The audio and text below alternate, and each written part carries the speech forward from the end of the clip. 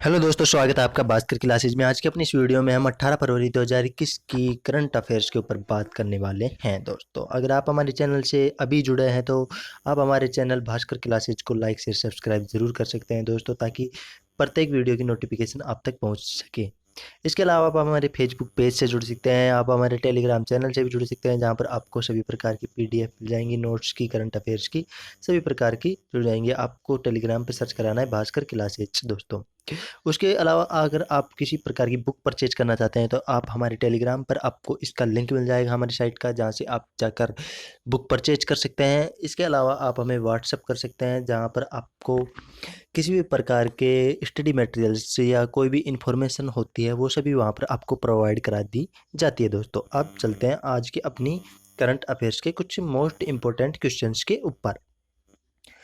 तो दोस्तों, पहला अपना क्वेश्चन है, रूस का मानव रहित मालवाहक जहाज अंतर्राष्ट्रीय अंतरिक्ष स्टेशन पर पहुंचता है। तो रूस के द्वारा अपने जो उसका अंतरिक्ष स्टेशन है उस पर एक मानव रहित मालवाहक पहुंचाया गया था, कुछ सामग्री ले जाकर, यानी कि उसमें उनके लिए कुछ सामग्री पहुंचाई गई थी। मानव रहित मालवाहक था जिसको अंतरिक्ष स्टेशन पर पहुंचाया था, वो सक्सेसफुल होकर एकदम एक्यूरेट तरीके से वहां पर सक्सेसफुली पहुंच चुका है। तो इसके बारे में डिटेल्स में और जान लेते हैं।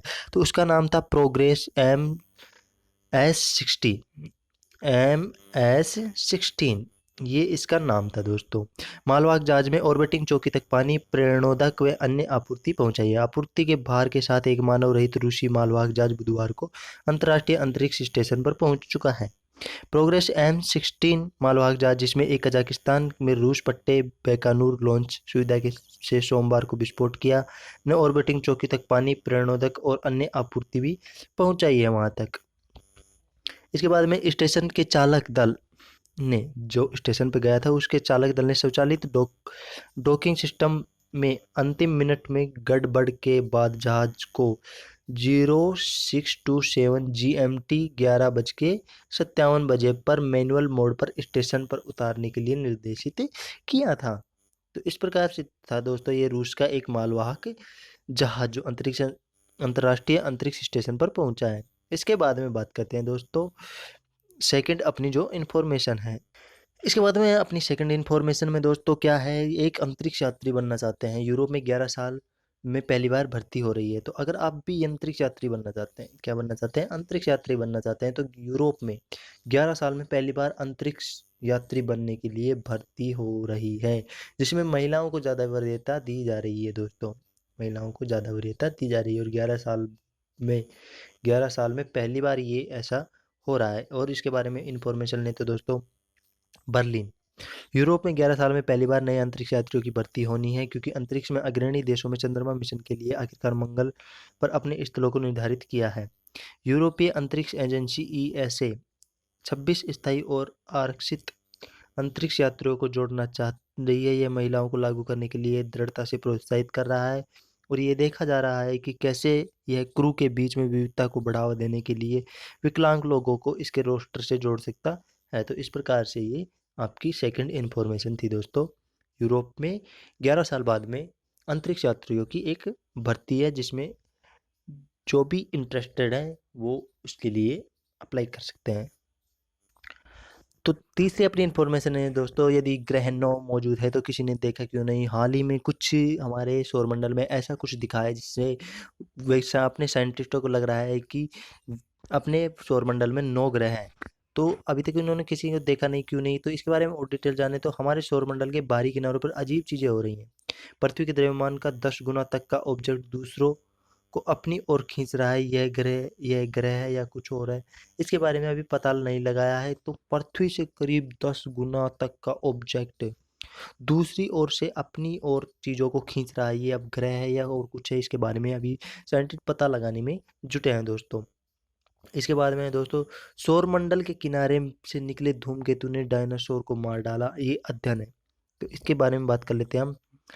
तो उनके विश्लेषण से पता चला है कि हम हर 250 मिलियन से 750 मिलियन वर्षों तक समान प्रभाव की उम्मीद कर सकते हैं। 60-70 लाख साल पहले एक विशाल खगोलीय वस्तु जो अब मेक्सिको है के तट पर टकरा गई, जिसके पश्चात भयावह प्रभाव सर्दियों शुरू हो गया, जिसके अंततः डायनासोर सत्य सहित पृथ्वी पर अन्य जीवन की 3/4 को मिटा दिया था। ये एक अध्ययन के अनुसार निकली हुई एक खोज है दोस्तों। इसके बाद में तमिलिसैई की को पुदुचेरी के उपराज्यपाल के रूप में नियुक्त का वारंट प्राप्त हुआ है। किसको? तमिलिसाई को। तमिलिसाई ये है, इनको पुदुचेरी का उपराज्यपाल के लिए प्रस्ताव पारित हुआ है दोस्तों।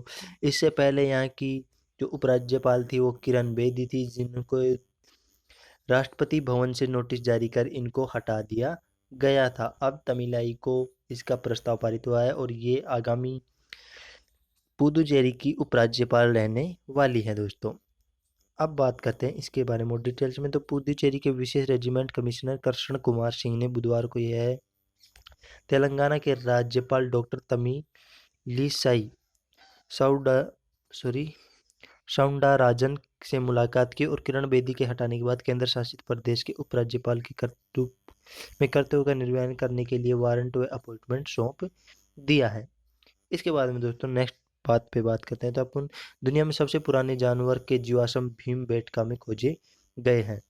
दुनिया के सबसे पुराने जानवर भीमबेटका में खोजे गए हैं। तो दुनिया के सबसे पहले ज्ञात जीवित जानवर डिंकिसोनिया के जीवाश्म को सफेद पत्ती जैसे पेज से केंद्रीय कशेरुक और नसों को जोड़ने से पहचाना जा सकता है। ये इस प्रकार से कुछ डायग्राम प्राप्त हुआ है वहां से, मतलब पृथ्वी पर खुदाई के दौरान।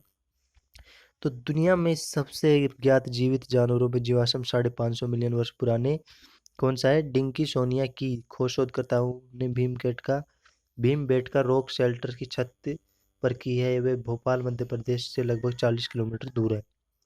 सबसे पुराने जानवर के जीवाश्मों को एक केंद्रीय कशेरुका और जोड़ने वाली नसों के साथ सफेद पत्ती जैसे पेज से पहचाना जा सकता है, जबकि जानवर का एक जीवाश्म 17 इंच लंबा है, अन्य दो बहुत छोटे हैं। नई खोजों को ऑडिटोरियम गुफा की शुरुआत में देखा जा सकता है, जो 570 मिलियन साल पहले की थी। वह यूनेस्को के एक विरासत स्थल भीमबेटका में ऐसी गुफाओं में से पहली है जो जमीन के लगभग 3.5 मीटर ऊपर स्थित है। खोजों में गोंडवाना रिसर्च नामक पत्रिका में भी प्रकाशित किया गया है।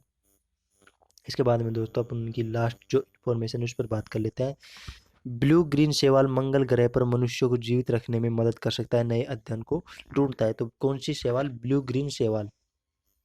ब्लू ग्रीन शैवाल मंगल ग्रह पर मनुष्यों को जीवित रखने के लिए मदद कर सकता है। कैसे मदद कर सकता है? तो नासा से एलोन मस्क हर कोई मंगल ग्रह पर मनुष्यों को भेजने वाले व्यक्ति बनकर अंतरिक्ष की दौड़ जीतना चाहता है, लेकिन हम जानते हैं कि मंगल का स्वागत करने योग्य वातावरण नहीं है। स्थायी वातावरण की कमी के साथ कोई पानी, धूल के तूफान, अनियमित मौसम या जीवन के किसी भी रूप में संभव का शत्रुतापूर्ण माना जाता है। हालांकि कुछ ऐसे जीवन हो सकते हैं जो लाल ग्रह पर भी जीवित रह सकते हैं। तो उनमें क्या है?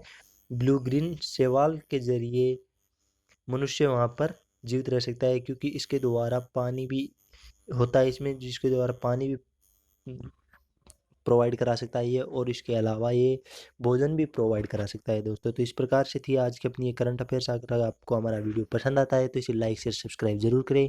मिलते हैं एक नेक्स्ट वीडियो में एक नेक्स्ट अपडेट के साथ। थैंक यू दोस्तों।